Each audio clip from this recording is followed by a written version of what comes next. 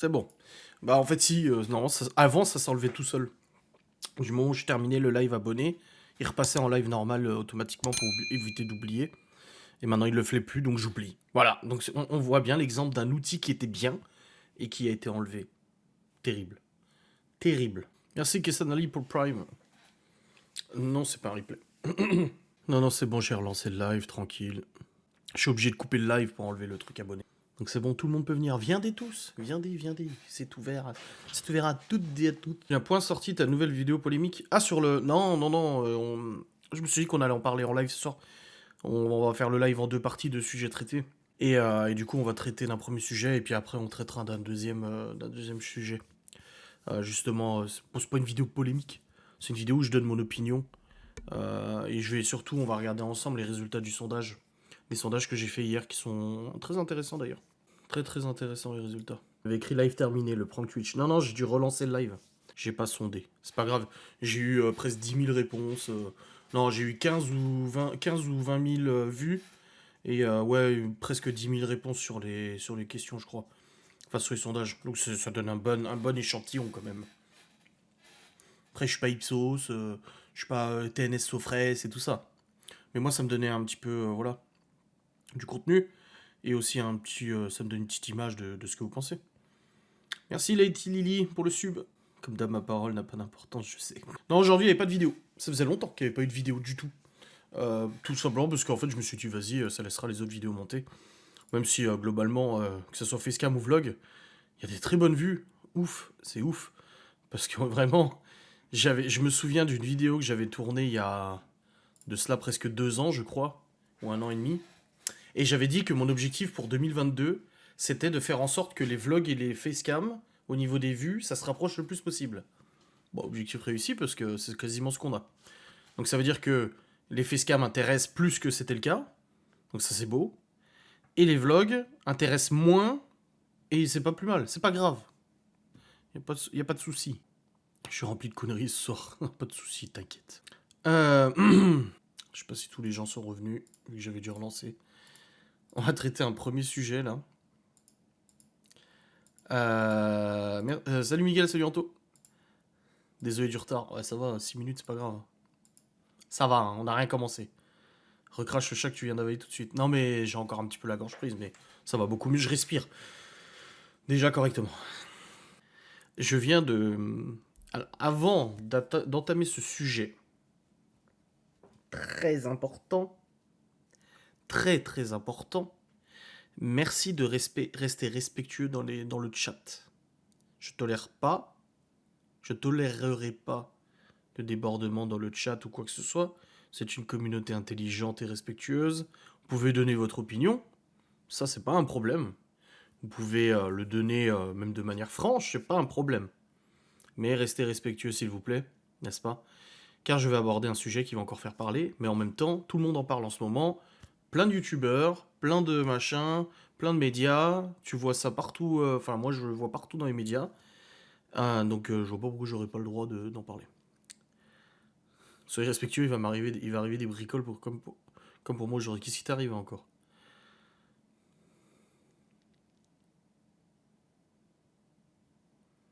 Go s'insulte avec courtoisie. Non, justement, il n'y a pas besoin d'insultes.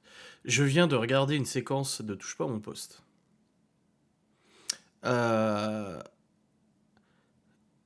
Laura est malade, donc elle regarde Touche pas à mon poste. Déjà là, tu vois qu'elle est malade. Et elle m'a dit, chérie, tu devrais venir voir.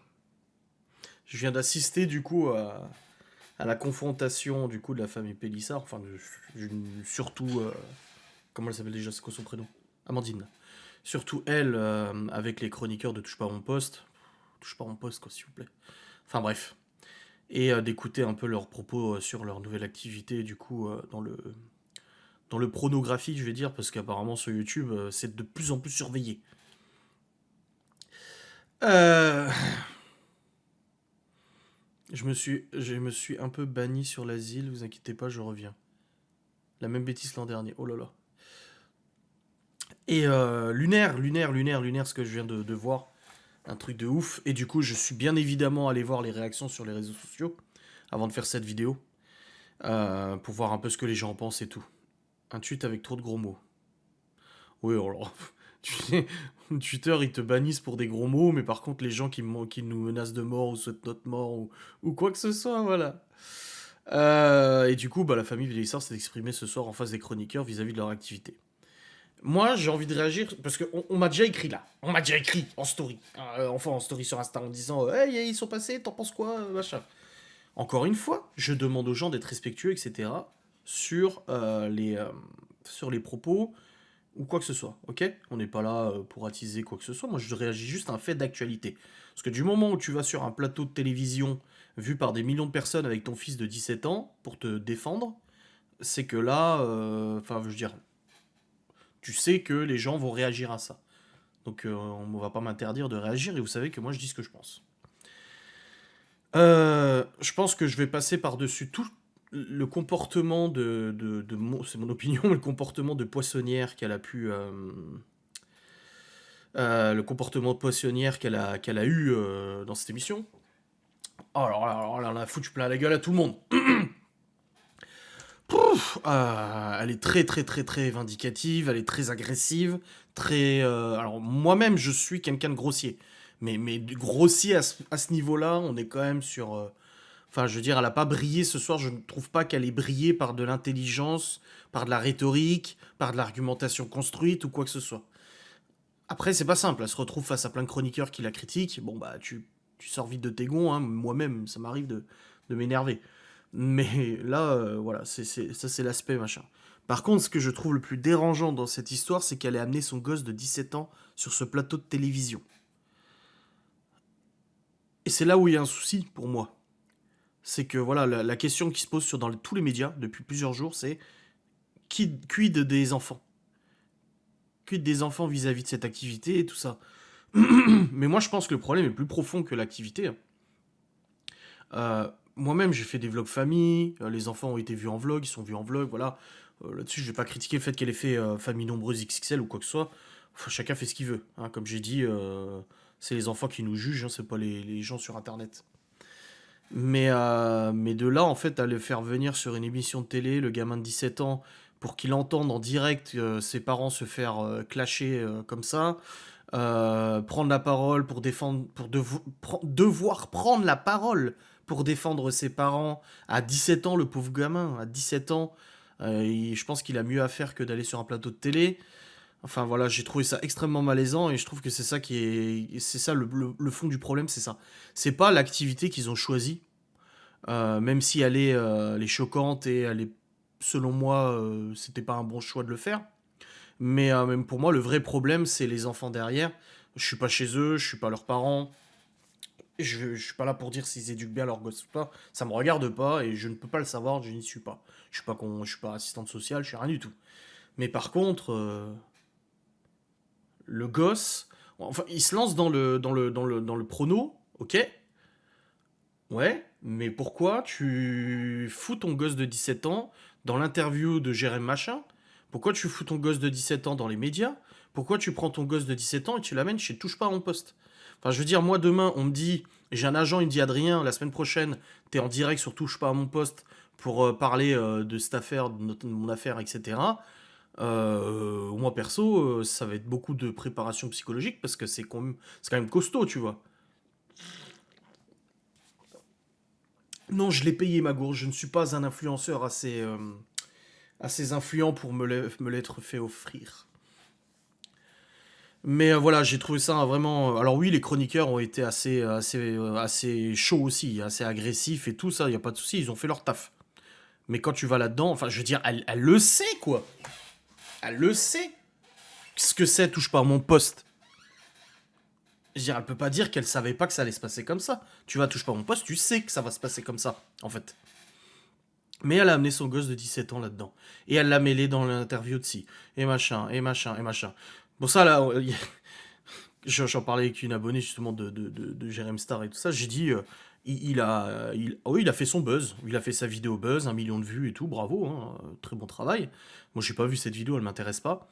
Mais j'ai vu les extraits qu'ils ont montrés à la télé, mais il leur a pas rendu service du tout.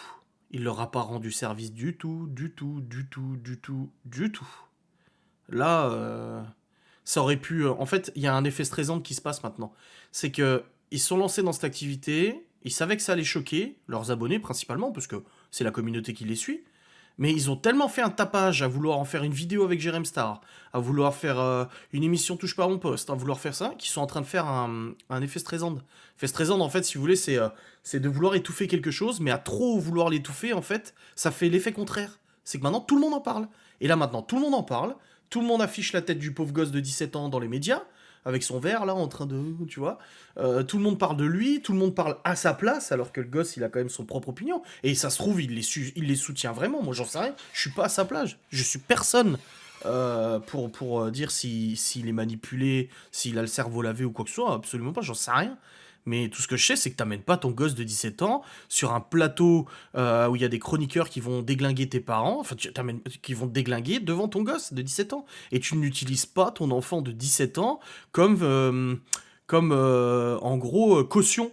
En fait, le gosse, il est caution. C'est leur caution pour faire cette activité. Alors tu vas me dire, oui, mais c'est normal, les gens, ils lui ont posé la question, oui, mais ton fils, qu'est-ce qu'il en pense? Bah t'as qu'à dire, bah oui, on en a parlé avec lui, il est d'accord, boum, c'est tout. T'es pas obligé de le montrer là, le montrer là et le montrer là. C'est quoi la prochaine étape en fait? S'ils vont lui créer un réseau social à lui aussi pour qu'il puisse défendre sa mère tous les jours ou quoi que ce soit? Enfin, je veux dire, c'est malsain. C'est très malsain. Et même moi, j'aurais pu avoir un comportement malsain comme ça aussi. J'aurais très bien pu, et ça aurait fait le buzz, ça aurait fait des vues, ça aurait fait du fric, parce que c'est ce qu'elle fait. Faut pas croire, cette activité, c'est pour le fric avant tout. Le père, on n'en a pas trop entendu parler, il est assez muet, il est très effacé. Mais après, se méfier des apparences aussi. C'est pas parce qu'il est effacé qu'il est bebeux et qu'il est soumis ou quoi que ce soit. Mais vous savez, moi, j'aurais pu prendre Libye, faire une facecam avec elle pour qu'elle me défende. Parce que je sais qu'elle a beaucoup de choses pour me défendre. Elle a beaucoup d'informations que vous ne savez pas. Elle a beaucoup de choses qu'elle a vécues elle-même avec sa maman et tout ça. Ou pendant 2 ans, elle a vécu des choses qui sont très, très accablantes et très fortes. Et j'aurais pu aussi dire, ah bah tiens, vas-y, je vais contacter Jérém Machin, ou je vais contacter un média ou quoi que ce soit. Écoutez, ma fille, 12 ans, elle est d'accord de s'afficher avec moi et de me défendre parce qu'elle a vécu des choses. Elle peut vous le raconter, vous, tout ce qui s'est passé et que les gens ne savent pas, machin et tout. Bah, elle, c'est ce qu'elle a fait. Elle a pris son gamin de 17 ans, elle l'a foutu sur un plateau de télé. Et moi, c'est ça qui me choque. Donc vous voyez, c'est même pas le fait qu'il reparle de faire du porno ou quoi que ce soit, même si ça c'est propre à chacun. Et je vous ai déjà donné mon opinion, je vous ai dit que je pense pas que c'était une bonne solution, une bonne méthode. C'est pas, pour moi, c'est pas très moral et tout ça. Mais ce qui me choque, moi, c'est ça, se servir de son gosse en fait.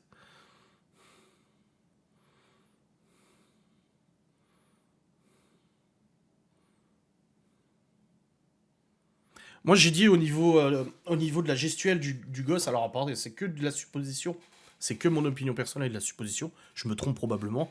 Mais je sens le gosse, il a un mal-être, le gamin. Mais toute cette famille a un mal-être de toute façon. Il y a quelque chose qui ressort de tout ça. Cette vulgarité excessive, ces grossièretés, c'est cette surexposition vis-à-vis de l'émission. Maintenant, il porte plainte contre TF1, et puis machin, et puis si, et puis la chirurgie esthétique massive qu'elle a fait, et tout ça.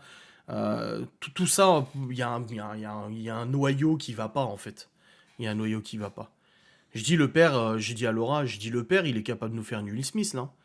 Il est tellement, tellement dans ses retranchements, et il est tellement muet, te- tellement tout que à tout moment, ça peut péter, en fait. Je vous ai dit rester respectueux dans le chat, hein, bien évidemment. Je sais pas s'il va en baver ou pas. Mais en tout cas, voilà, c'est. J'aurais réagi à cette interview, à cette truc TPMP que j'ai vu du coup je l'ai vu en direct, donc je peux réagir, voilà. Mais ce qui est sûr, c'est que je suis pas sûr que c'était opportun de faire autant de tapage en fait. Gère s'est lancée dans cette activité, elle a fait 26 000 € ou autre, très bien. Et encore, 26 000 € c'est pas fou, hein. Pour ce milieu-là, des chiffres que j'ai pu voir dans plein de vidéos YouTube où ils en parlent, des mimes, des OnlyFans et tout ça, c'est pas excessif, 26 000 €. Et encore, tu sais, il y a la découverte. Donc ça fait comme ça. Faut jamais se fier à un business sur les premières ventes, hein. Les premières ventes, ça sera toujours un très beau montant. Et c'est après, en fait, c'est savoir rentabiliser les choses et savoir surtout lisser du coup les ventes et les courbes qui est compliqué dans un business. C'est faire en sorte que ça perdure, tu vois. C'est bien de faire une vidéo buzz sur YouTube un jour, ouais, j'ai fait 2 millions de vues, ma chaîne a pris 10 000, 15 000, 30 000 abonnés, et puis après, en fait, voir que bah, ça suit pas, les vidéos suivantes sont plus forcément très vues, etc., etc. Merci Julie pour le Prime. Merci Cheferdia pour le Prime. Mais voilà, après, on n'est pas là pour parler de pourquoi ils ont choisi ça. Moi, je voulais vous dire que ce qui m'avait choqué, c'était la présence du gosse sur le plateau de TPMP. Moi, c'est ça qui m'a choqué. Bientôt, elle va faire quoi? Elle va ramener les je sais pas combien de gosses, 10 gosses à là. Elle va tous les ramener sur le plateau pour qu'ils disent tous on aime notre maman. Ça, c'est propre à elle-même, en fait. C'est elle et ses enfants. Ça regarde que elle et ses enfants et son mari. Ça regarde pas les médias ou quoi que ce soit, ce que les enfants en pensent, en fait. Ouais, ça, j'avais dit aussi la dernière fois, pas de mort. Le problème, c'est que les enfants sont déjà connus. C'est déjà connu, en fait, les enfants. Ils ont déjà été exposés pendant plusieurs années dans l'émission. Donc forcément, voilà. Bref, voilà pour ce sujet abordé. Je vois déjà sur Twitter, ah, encore harcèlement, il parle encore, il parle encore. Vous parlez tous les jours de moi? Vous me harcelez aussi, vous savez? Il est possible qu'à 17 ans, il ait voulu devenir de sa propre initiative. Bah, à la place de ses parents, sachant ce que c'est Touche pas à mon poste, ça fait plusieurs années qu'ils sont dans le monde de l'influence, un monde de pourriture et d'opportunistes et de gens qui veulent du buzz. Moi, à sa place, j'aurais dit au gosse, non, c'est pas ta place, tu vois. Merci Nana Roscoe pour Prime. Enfin bref, voilà pour... ouais, c'est... C'est... Oh là là là là. Une prochaine vidéo tournée par Jerem Star, s'il vous plaît. Ah, il parle de Jerem Star. Il a parlé de moi, alors vous savez.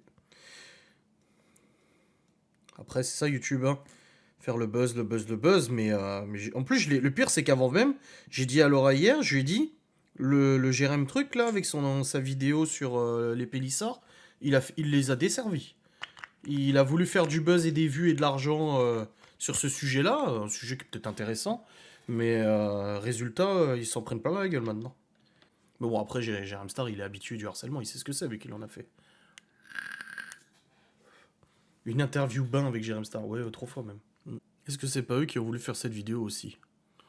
Oh, c'est bien facile ça. Bah, de toute façon, de tout le harcèlement qu'on a eu, en fait de tous les médias, qui ont été mis dans la boucle de notre affaire, le média en fait qui nous a amené le plus de haine, le plus d'insultes, le plus de menaces de mort, le plus de réactions irrespectueuses, de harcèlement machin, c'est la vidéo de Jérém Star. TF1, non. La télévision suisse, non. Le Parisien, non. Les articles de presse divers et variés, non. Mais par contre, la vidéo Jérém Star, parce que sa communauté, je pense que sa communauté, de toute façon, est une communauté poubelle. C'est une communauté... voilà. Mais c'est lui, principalement, mais il est dans le dossier, une plainte et tout, vous inquiétez pas, hein, j'ai pas laissé ça, voilà, mon avocat s'en occupe, mais il était d'ailleurs sur le top du top au niveau des gens qui se sont permis de porter des propos mensongers à mon égard, des accusations, des propos diffamatoires, ou quoi que ce soit. Il y en a plusieurs, il n'y a pas que lui, hein. Il y a une autre youtubeuse là, beaucoup, beaucoup, beaucoup, beaucoup moins connue. Il y a plusieurs personnes, médias, machin et tout, mais lui, il faisait le top parce que c'est lui qui a été... c'est sa vidéo qui a été à la source de tout ça. Voilà. À la source de beaucoup, beaucoup de harcèlement. Je sais pas, je l'ai pas vu le reportage de la RTS, ça m'intéresse pas. Porter plainte contre tous les youtubeurs qui en ont parlé? Bah bien sûr que non. J'ai pas porté plainte contre les youtubeurs qui en ont parlé. C'est pas le fait d'en parler, c'est le fait de porter des accusations. Genre faire une vidéo en disant, comme Psyodélique, oui, le youtubeur Adrien a été placé en garde à vue, machin, blabla et tout ça. Même si, comme je l'ai déjà dit, Psyodélique a manqué cruellement d'objectivité. Maintenant, il le dit, hein, il est comme ça. Mais il a manqué d'objectivité de manière très très très prononcée. Il a d'ailleurs plus refait de vidéo à mon sujet ou quoi que ce soit. Et je l'avais déjà dit, il avait répondu à une de mes vidéos. S'il compte reparler de moi, mais qui m'invite à parler avec lui, on en discutera. Mais du coup, non, pas les gens qui parlent de moi en disant oui, Adrien, il s'est passé ça c'est factuel. Il s'est passé ça, il s'est passé ça. Non, les gens qui font des vidéos en disant clairement il a tué, il a tué, il a tué. Non. Oui, après, il est comme ça, Psyo. Il est très partial sur beaucoup de sujets, hein. Moi, je le regarde encore, hein, il y a pas toutes ces vidéos, c'est des sujets qui m'intéressent pas. Mais il y a des vidéos que je regarde parce que je trouve intéressant comment il en parle, mais moi, je prends toujours du recul. Mais de toute façon, pour beaucoup de choses que j'écoute ou que je lis, vous savez, je prends du recul. Parce que voilà, on reste humain et comme moi je vous parle d'un sujet, je vous donne force et je vous le dis, hein, c'est mon opinion à moi, donc c'est pas parce que c'est mon opinion que j'ai raison. C'est juste que c'est mon opinion, c'est ma façon de voir les choses et puis c'est tout. Comme là après on va parler des sondages et tout ça, c'est mon opinion, c'est ma façon de voir les choses. Et Stéphane Edouard, oui c'est vrai, bah après, je m'en souviendrai toujours de ce jour-là. À mon avis, du coup il va réagir. Je pense que Stéphane Edouard risque de faire une vidéo sur les Pélissards. Après, Stéphane Edouard, c'est pareil, il y a des trucs où je suis pas d'accord, des trucs où je suis d'accord. Mais j'étais dans mon bain, et là, je vois popper la nouvelle vidéo de Stéphane Edouard, et je vois ma gueule dessus, je fais, bon, c'est un bug YouTube, ça. Et je regarde, je fais, oh putain, c'est comme ça, hein. C'était sur YouTube, t'es sur YouTube, et j'en parle de toi, et j'en parle de toi, hein, et puis c'est tout, hein. Après, oui, c'est vrai qu'il a vu juste sur beaucoup de choses, à mon opinion. Bref, opinion donnée sur ce sujet, hop, clôturé. Je l'avais regardé, moi j'étais choqué de ses propos, mais on ne savait pas tout. Oui, c'est sûr. Mais dans toutes ces vidéos, il a des analyses qui sont intéressantes.